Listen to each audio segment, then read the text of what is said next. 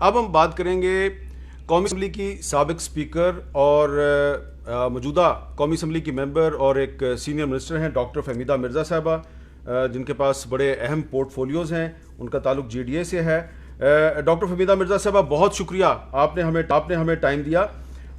میں نے آپ سے یہ سوال پوچھنا ہے کہ آپ کیونکہ قومی اسمبلی کی اسپیکر رہی ہیں، اور جب آپ اسپیکر تھی تو آپ نے قومی اسمبلی کو اس طریقے سے چلایا کہ لوگ اس کی مثال بھی پیش کرتے ہیں. ہم پوچھنا یہ چاہتے ہیں کہ اگر کسی ایم این اے کا تعلق حکمران جماعت سے ہے، پی ٹی آئی سے ہے، اور تحریک عدم اعتماد میں اگر وہ قومی اسمبلی کے اجلاس میں وزیر اعظم کے خلاف ووٹ دے دیتا ہے، تو کیا موجودہ اسپیکر صاحب اس ووٹ کو ریجیکٹ کر سکتے ہیں؟ سب سے پہلے تو میں یہ کہوں گی، دیکھیے جب کوئی ممبر اگر اس کا کانفیڈنس وہ کھو بیٹھا ہے کسی حکومت میں یا اس گورنمنٹ میں، تو ان کو چاہیے کہ پہلے ریزائن کر دیں، اور آپ ریزائن کر کے آپ پارٹی چھوڑ دیں. کیونکہ اگر اب بھی ڈیفیکشن کے بعد بھی، کیونکہ آپ کے اگر وہ ختم ہو جاتی ہے ممبرشپ، بات تو وہی ہے. تو یہ جو بیچ کا حصہ ہے کہ نہیں، نو کانفیڈنس میں، وہاں پہ جو ہے کہ کیا چیز ہو رہی ہے، اور جو آج سندھ ہاؤس میں دیکھ رہی ہوں حال، اور وہی ہم 90 کی دہائی میں چلے گئے ہیں، خرید فروخت، پوزیشنز ڈسٹریبیوٹ، یہ نہایت تکلیف دہ بات ہے. تو میرا تو سوال پہلے ان لوگوں سے یہ ہے کہ اگر آپ کا کانفیڈنس نہیں تھا، اگر آپ اس حکومت کے ساتھ نہیں رہنا چاہتے تھے، اس پارٹی کے ساتھ نہیں رہنا چاہتے تھے، تو آپ کو ریزائن کر دینا چاہیے تھا، پہلے کرنا چاہیے تھا. اس وقت کی کیا ضرورت تھی؟ اور دوسری چیز یہ ہے کہ اس وقت جب یہ اتنا غلط ٹائمنگ پہ آیا ہے نو کانفیڈنس کا، کہ ہم 75th پاکستان ڈے منانے جا رہے ہیں اور 75ویں اینیورسری ہو رہی ہے، اور اس کے ساتھ ساتھ ایک وہاں پہ ایک بڑی آرمی کی پریڈ ہوتی ہے، ہم اپنی سٹرینتھ دکھاتے ہیں، ہم پوری دنیا کو ایک میسج دیتے ہیں. اور اس کے ساتھ ساتھ یہ جو OIC کانفرنس تھی کہ کہاں ہمارا پڑوسی ملک ہمیں آئسولیٹ کرنے کی کوشش کر رہا ہے، اور کہاں ہماری یہ فورن منسٹرز کی کانفرنس ہو رہی تھی اور جہاں لوگ آ رہے ہیں. ایک سوال بڑا اہم ہے، کیا تحریک عدم اعتماد کانسٹیٹیوشن میں ہے یا نہیں ہے؟ بالکل ہے، بالکل ہے. 95 بالکل ہے، بالکل ہے. اچھا، اب 63A کے مطابق آپ بتائیے ہمیں کہ جو میں نے آپ سے سوال بھی کیا ہے کہ اگر کوئی M N A P T I کا یا کسی بھی سرکاری اتحادی جماعت کا اپنی پارٹی کے ہیڈ کی مرضی کے خلاف وزیر اعظم کے خلاف ووٹ دے دیتا ہے، تو اس کے خلاف کارروائی اسپیکر کو کیسے کرنی چاہیے؟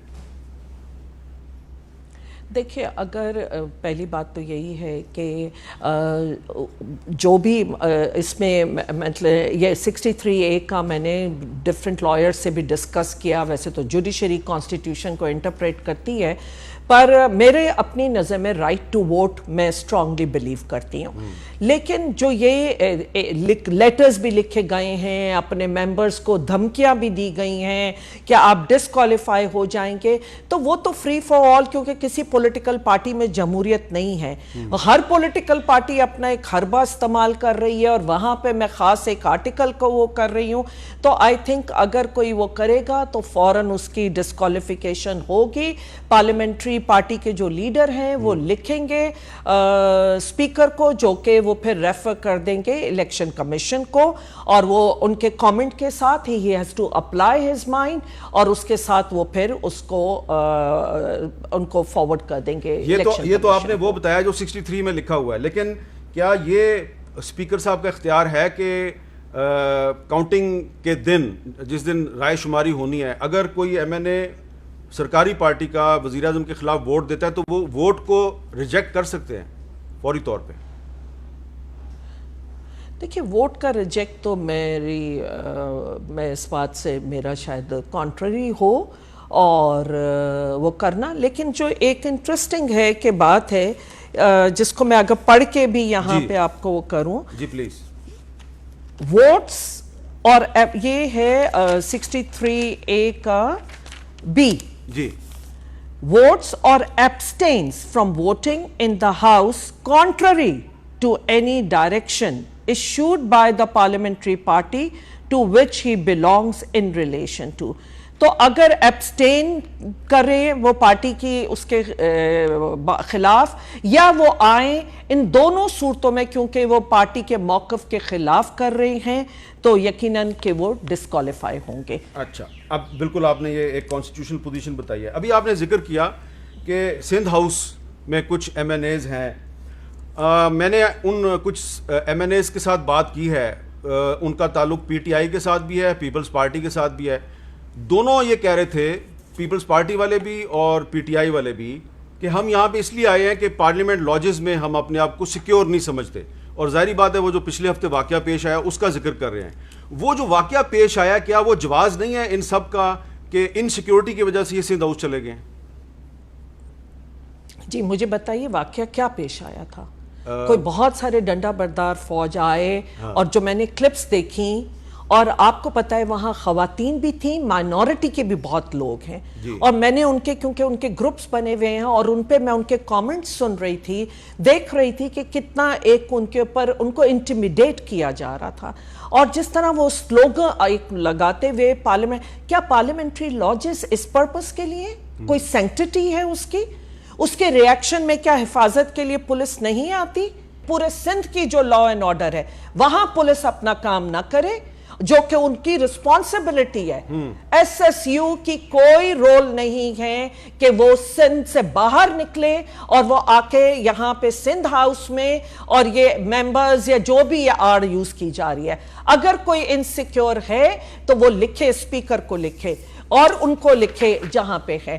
ہم اگر مانگتے رہتے ہیں وہاں پہ سندھ میں سیکیورٹی تو مجھے تو پرووائڈ نہیں کی جاتی، اور میں سندھ کے اندر مانگ رہی ہوں. لیکن آپ دوسرے صوبے میں آ کے، فیڈرل میں آ کے ایک پورا وائیولیٹ کر کے ایک وہ ایٹماسفیئر کریٹ کر کے کہ اس کے پیچھے آپ جو ہارس ٹریڈنگ کر رہے، خدارہ بی بی اس کا وکٹم رہی ہیں، ان کی حکومت اس کا وکٹم رہی ہے، اور آپ نے اس کے اوپر چارٹر آف ڈیموکریسی سائن کیا ہے. نہایت ایک افسوس کہ یہ ریپیٹ جو ہو رہی ہے ان پارٹیز کی طرف سے جو اس کے وکٹم رہے ہیں. میری تو تشویش اس بات کی ہے. آخر میں یہ بتائیے کہ گورنمنٹ اور اپوزیشن دونوں نے ڈی چوک میں پارلیمنٹ ہاؤس کے سامنے اپنے اپنے جلسوں کا اعلان کر دیا ہے. کیا دونوں کو جلسے کرنے چاہیے یا نہیں کرنے چاہیے؟ بالکل نہیں کرنے چاہیے. تو آئی تھنک ہم ایک بہت ہی ایک بلیک پکچر مجھے نظر آ رہی ہے. اگر یہ سسٹم ڈیریل ہوا تو آگے آئندہ آنے والا کوئی سسٹم سسٹین نہیں کر سکے گا. کوئی پارلیمنٹ اپنا ٹائم پورا نہیں کر سکے گی، کوئی بھی حکومت اپنی ٹرم پوری نہیں کر سکے گی.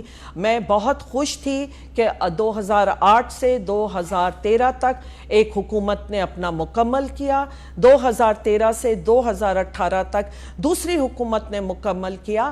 اب 2018 سے آنورڈز 5 سال کا ان کو رائٹ ملنا چاہیے. Let people decide, let people reject them.